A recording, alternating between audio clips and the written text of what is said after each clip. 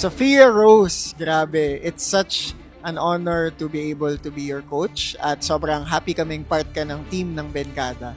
Grabe siya, no? Grabe si Sophia Rose. Tsaka, yun, yung uniqueness ng style niya, tsaka yung passion niya dun sa genre. Kasi, lalo na sa age niya na yun, parang bihira ka makakita nung ganun na may natural na affinity dun. Kaya sobrang excited kaming makawork si Sophia Rose. Parang nga siyang may pagka-old soul Yan na, exactly. na kahit na ang bata pa niya, parang dahil din sa influence ng tita niya, nakakatuwa din, no? Na-imagine mo siyang kumakanta talaga nung mga ganun, yung powerful vocals.